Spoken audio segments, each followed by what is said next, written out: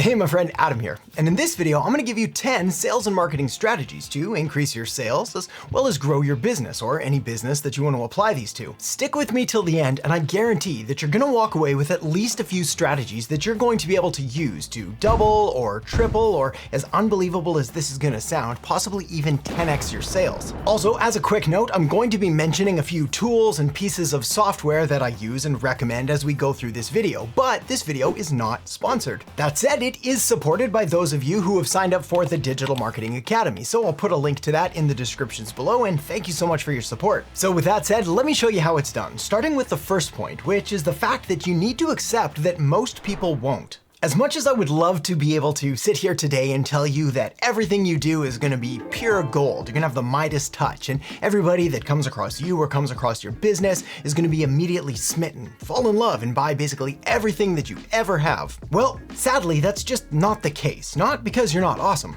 I know you're awesome. But it's just statistics. It's just the fact that marketing and sales is largely a numbers game. What this means is that the number and the amount of sales and revenue that you're able to generate is largely a percentage and less so an exact number. This is why we get so crazy about conversion rates and the percentages of people and the actions that they take at each stage of a marketing funnel. More on that in just a second.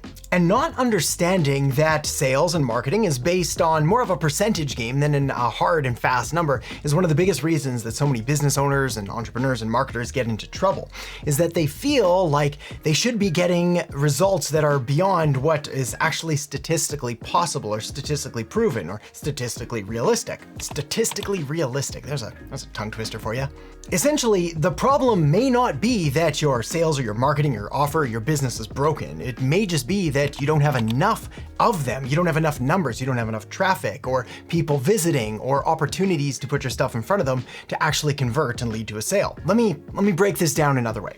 Let's say that you've got 100 people that visit your store or site or website or online shop or whatever it is, and of which you always make, let's say, 5 sales. So that's gonna be a 5% conversion rate from those 100 people. So far, easy math, right? Well, what we're gonna discuss as we go through the rest of the points in this video is how we're going to be able to take those 100 people and get 6 sales and 7 sales and 8 sales and 9 sales and up and on from there. However, one of the easiest things and the fastest things that you could possibly do is to simply take that initial pool of 100 people and double it. So instead of driving 100 people to your store and getting 5 sales, well, why don't we drive 200 people and get 10 sales? Or 400 people and get whatever that works out to. Math, it's not an exact science. 20 sales, I worked it out. 400 people would be 20 sales. Of course, where people get frustrated and where so many businesses start to go wrong is they get frustrated with these numbers, thinking that they should be better and why aren't people buying and why don't they understand the true value that I provide? Again, this largely comes down to marketing and your ability to communicate your value and your difference and all of the things we're going to talk about in just a second. But again, that easy hack, real first basic simple thing you can do is just drive more traffic, which leads me perfectly to the next point. And that next point is to fill your funnel. Now, a marketing funnel, also sometimes known as a sales funnel, also sometimes known as a customer journey, or any basically version of those definitions, is essentially just a path, a process, a visual representation of the steps that someone needs to take in order to go from having no idea who you are all the way through to becoming a lifelong and loyal customer that loves you, loves everything you do, and wants to tell everyone about just how great you are. Now, already covered kind of that high level overview of, look, if we're getting 5 sales from 100 people, well, the fastest way to double that is to just double the amount of people that were coming into the funnel. However, there are some nuances and some options that you have here in regards to driving more people to your funnel. So first things first, let's map out a funnel here using a very traditional looking, ooh, that's an ugly funnel, but it's relatively accurate. So this essentially is our funnel. We have 3 different stages of it. We have tofu, we have mofu, and we have bofu, which are the world's worst names. That said, they are accurate. So tofu is essentially top of funnel, mofu, middle of funnel, and bofu bottom of funnel. Now, when it comes to driving more traffic into your funnel, you've got a couple different options.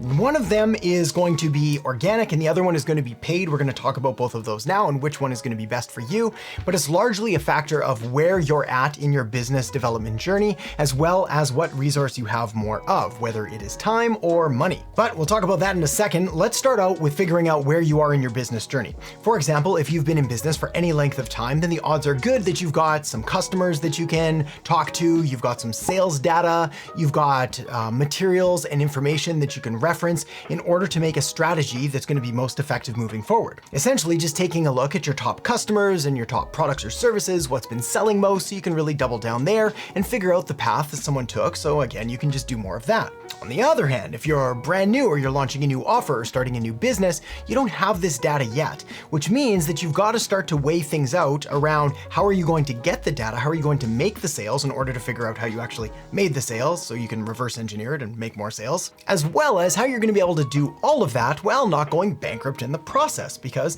the whole point of business is to turn a profit and to make sure that you're generating cash and revenue and money. So when it comes to filling the funnel and to getting your stuff in front of more people, again, you've got a couple different options. You've got paid traffic and you've got organic traffic. Now, organic traffic is essentially anything that you don't pay for. So anytime that you post on social media, anytime that you create just a regular tweet or make a video or anything that you're not putting dollars behind is considered organic traffic. There's some amazing benefits to organic traffic, largely the fact that it's free. But there's also some severe limitations to organic traffic. By the fact that it's free, it tends to be slightly more competitive. You tend to be at the whim of the algorithms and what they're going to do with your content and who they're going to show it to, as well as it's not necessarily as scalable as using paid traffic because you can't simply make the platforms do more. On the other hand, with paid traffic, you can kind of make the platforms do more by just giving them more money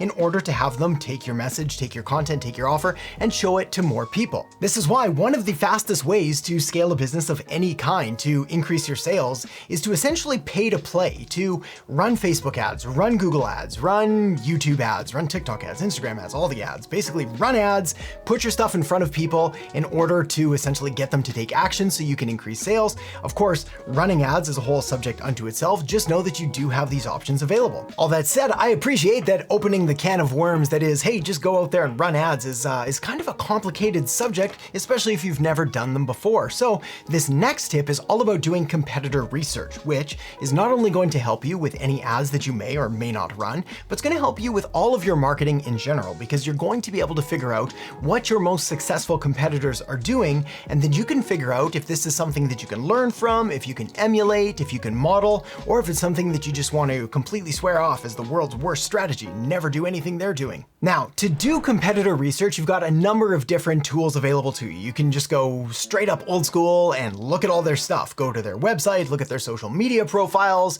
You can look through any of their other marketing materials, essentially try to compile a list of the services and the offers and the price points and everything that they're doing so you can figure out, all right, well, how are you going to differentiate yourself and position your business against them? But I've got two other tools that I think you're going to find incredibly interesting, especially if you've never heard these before. One of them is paid and means you're going to need to spend money in order to use it, but the other is free. And while not as powerful, it's still an incredibly enlightening and eye-opening experience. So let's start with the paid one first. Now, the first paid tool that I'd suggest and recommend if you want to do competitor research is something called SEMrush. And what it's going to allow you to do is take a look at your competitor's website and their promotion activities. You're going to be able to see what they're doing. It gives you more data than you should probably have access to, but it's pretty cool. That said, it does cost money. So if you're in the position or the phase of your business where this is not going to be an issue, then definitely invest in it. On the other hand, if you're looking for a free alternative, then this next one is very cool, and it's about looking at their Facebook page and then figuring out what ads they're running from there. So essentially all you need to do here is to choose a competitor or possibly even a brand or a business that you like that you want to learn a little bit more about. Go over to their Facebook page. I'm going to use Tentree as an example here because while they're not a competitor, I do love everything that they make. And when you buy their stuff, they plant trees and everybody likes trees. Anyway, all you need to do is head over to someone's Facebook page, make sure that it's a business page, not a personal profile. Head on down, you'll find an area that's called Page Transparency. This may be right on the main page, it may be under About, depending on which version of their page they're using. And then all you're gonna be able to do is scroll right down and you'll see ads from this page, where this page is currently running ads. Click Go to Ad Library, and then it's gonna open up all kinds of different ads that they're running. You're gonna be able to see what images, what text, what videos they're using, and essentially, again, give you access to more information than you should probably have, but again, it's very cool. Okay, so once that's done, the next way to help to increase your sales is to understand that once is never enough. You see, there's this thing in marketing called the marketing rule of 7, which essentially just says that in order to get someone to take action, you're going to need to have at least 7 different touch points, 7 different engagements or interactions with someone in order for them to build up enough of that know, like, and trust factor where they're willing to buy. Now, this rule was first created many, many decades ago, and it had to do with the cinema industry, and that's where they figured it out. When we fast forward to today, this number is going to shift. It's going to become significantly higher if you're selling something in a very competitive market, or you're selling something that is of a higher price point. And it might even shift way down if you're selling something incredibly inexpensive or cheap or more of an impulse buy. Like the example I like to use is basically a pack of gum. I don't need 7 touch points with a brand in order to buy their gum. The exception is if I'm already committed and loyal to a certain brand of gum. I'm not, but if I was, then I might need more than 7 touch points in order to convince me to switch and try something new. So even though the number 7 may not be completely accurate, it could be closer to 14 or possibly even 21 touch points, I do like to keep this sort of top of mind because it really helps to understand and to conceptualize the fact that we're probably gonna need to do a little bit more work and a little more loving and caring and helping people before we can expect them to do anything back. Also, this kind of takes us right back to the beginning where we remember most people won't. Well, if we've got 100 visitors or 100 clicks or 100 visits to a website and we're only getting 5 sales, again, we can use that number and we can increase it, but at least we're aware of the starting numbers that we have, and it helps to keep things in perspective, and it helps to keep us sort of realistic and reasonable and accountable with our marketing. Again, I couldn't even begin to tell you how many times I've received emails or messages from people saying something like, "Hey Adam, I ran some Facebook ads and I got no sales. What's going on? Why aren't they working?" And I'll look at the account or I'll ask them questions and I'll find out they've spent all of $10 or $20 over a period of a very long time. So no budget, nobody's getting to see the ad, and they're selling something for $500 or $1,000, which means that had that ad converted, they would have got like 100 times ROI. Put in $10 and make $1,000 out. Insane, right? I mean, when you put it that way, you start to become a little more realistic and a little more reasonable with what you can expect your marketing and your advertising to do. Now, I'm not saying that to let you off the hook. We're still gonna be smart and strategic and calculated about everything we're doing, but we need to make sure that our expectations line up with reality so they don't get totally burned and overwhelmed and frustrated and give up on this whole thing together. Now, when it comes to increasing touch points and staying in front of people as much as is humanly possible, there's a number of different ways to do it. Obviously, creating content on social media is one of them. Obviously, running ads is another way, but there's one way in particular that is the most cost-effective and arguably one of the most effective forms of marketing of all time. A marketing strategy that's been reported to generate anywhere from 3,800% all the way up to 4,500% ROI, return on investment. And that way, as boring as this is gonna sound, is good old-fashioned email marketing. This is why one of the biggest priorities you need to make, not only to increase your sales today, but also tomorrow and next week and next month and next year, is to focus on building your email list. Now here's the deal. I know that if you've been in business or marketing for any length of time, you've heard the advice to build your email list. Maybe you've taken it half seriously. It's the beginning stages. Maybe you're reinvesting more time and energy now. But I can confidently tell you that of all of the best and the biggest and the most profitable businesses that I've ever worked with, both now and for the past 10 years plus, all of them have been focused almost maniacally on building an incredibly big and engaged email list. This is because email is still one of the best ways to reach your customers regardless of if they're Generation Z or Millennials or Gen X or Baby Boomers. Basically, everybody still checks email. So how do you build your list? Well, there's a couple different ways. The first of which is to offer a lead magnet, essentially putting something of value in front of someone in exchange for their email address so that you can follow up with them later. Good example of this is my one-page marketing cheat sheet, which again, I'll put a link in the descriptions below for, or you can visit adamerhart.com/cheat sheet, and it's gonna walk you through essentially my marketing master plan framework, and it's yours completely free, and then you're on the list. Offering some kind of downloadable cheat sheet or checklist or blueprint or PDF or something like that is going to be my biggest recommendation, and certainly the fastest way to get into building a more active and engaged email list.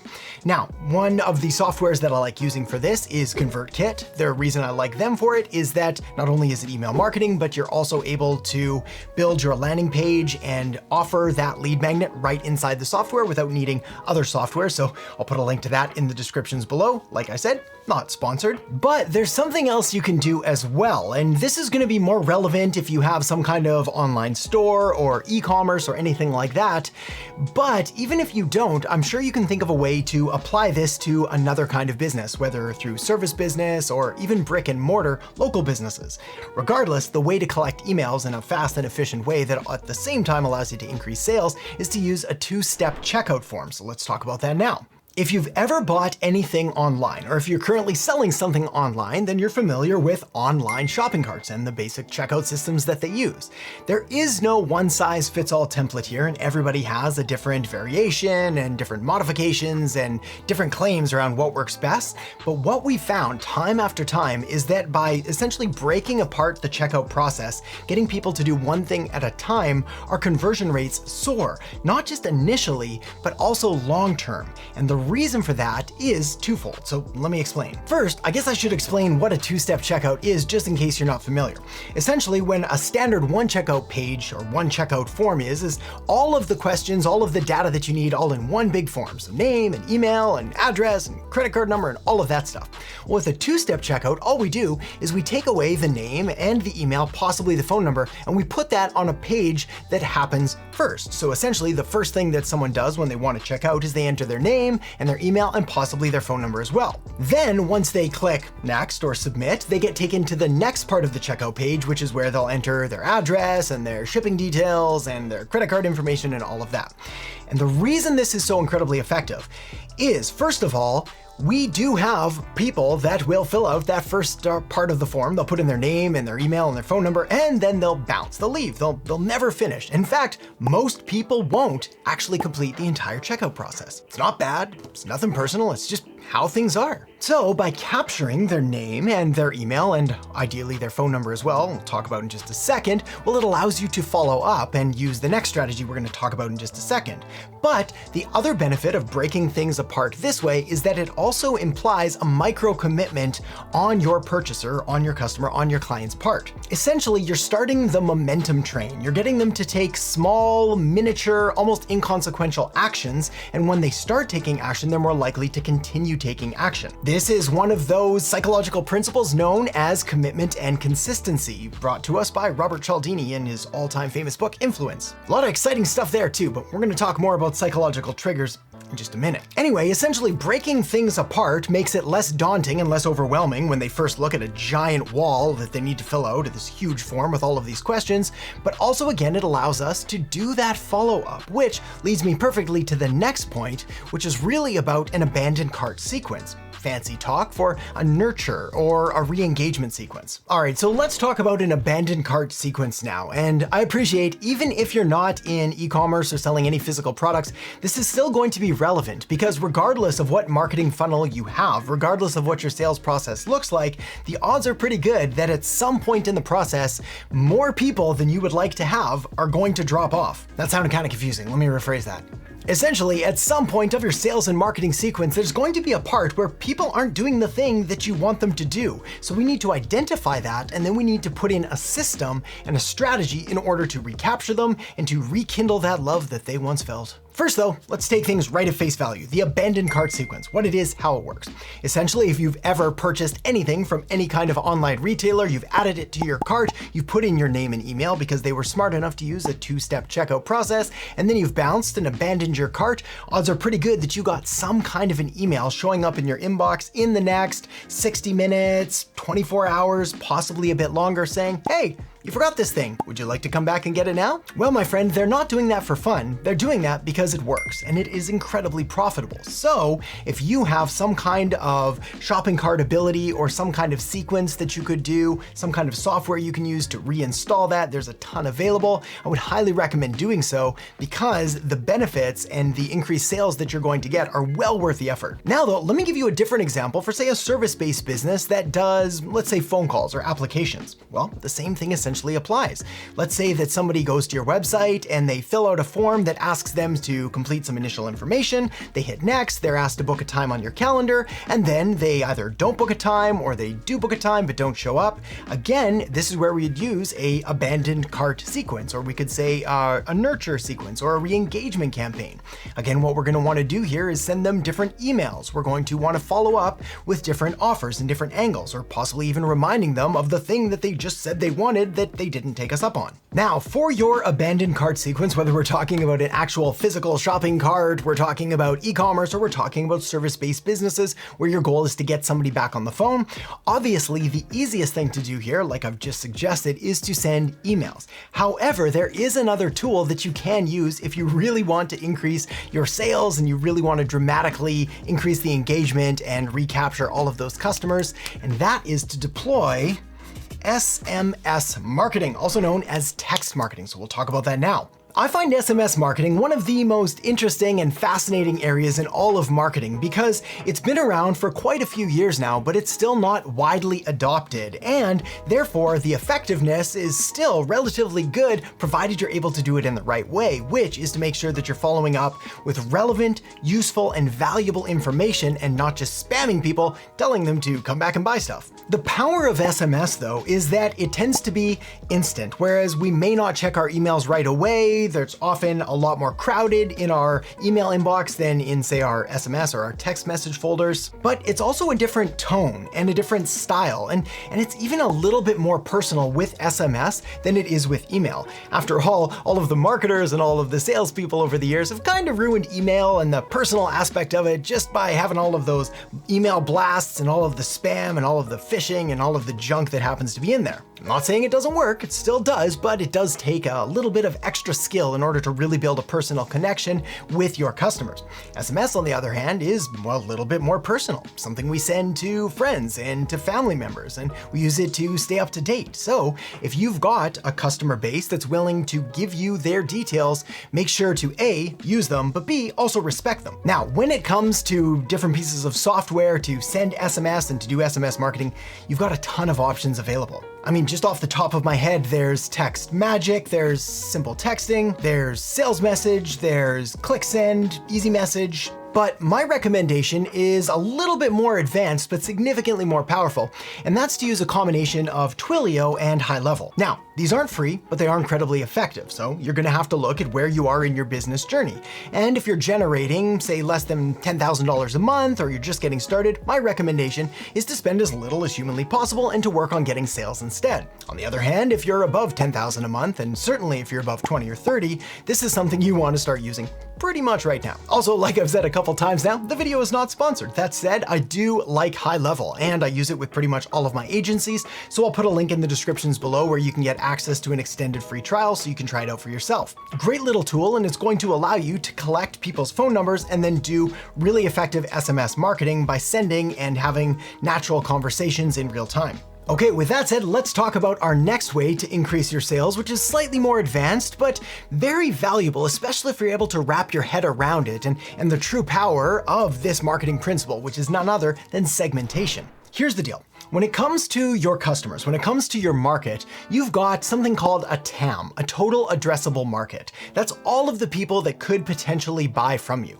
But within this TAM, you're going to have smaller subsegments of different groups of people based on different elements. Could be demographic details like age or gender or income or occupation, could be geographic details like what city or state or province they live in, or more likely and more valuable these days is psychographic details, like what are their attitudes or their interests or their values or their beliefs. It's really important to understand who your customers are at that deep core level because it's going to allow you to come out and get in front of them with specific and relevant and personalized messages that make them feel like, hey, that's for me.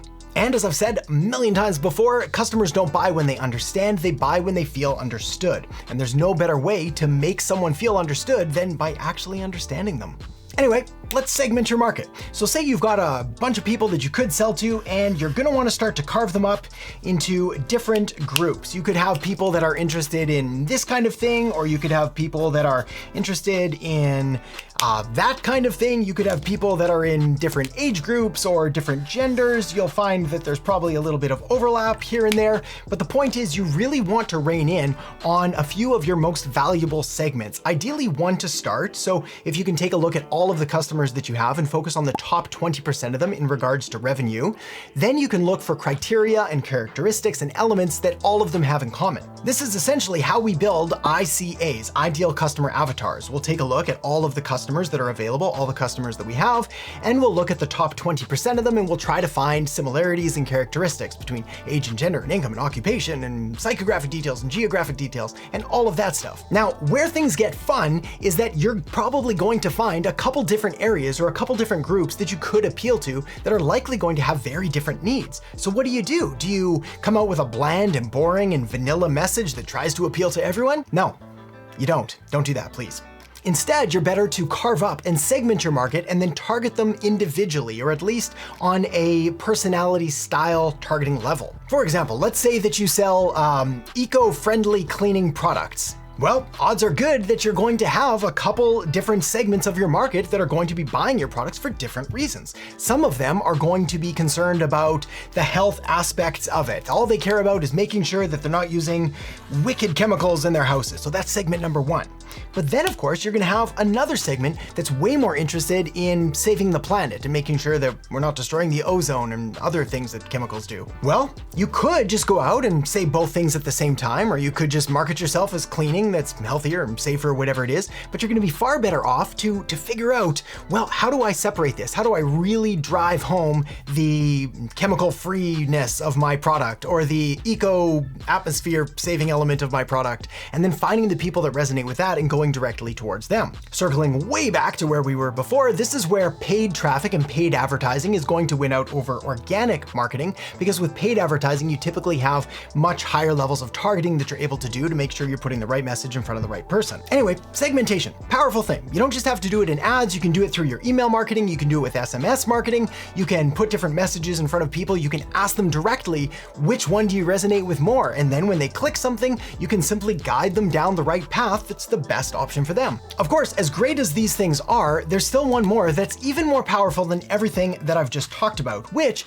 is using psychological marketing triggers in your sales and marketing. One of the things that makes marketing and advertising and sales just so incredibly interesting to me is that it's based on people, and people are interesting and complicated and nuanced, and we do all kinds of crazy things for crazy reasons, and we claim that we're doing them for logical and rational reasons, but our brain knows better. This is why understanding how the brain works and understanding what makes customers buy and what makes them not is so incredibly important and so incredibly profitable. Because when you understand the logic and the reasons and the justifications that we give ourselves for why we do the things that we do, well, you can influence them and you can make sure that you're giving people the right information they need to make the right purchasing decisions. Also, I have no idea how to draw a brain here, so we're gonna go with this weird lumpy thing.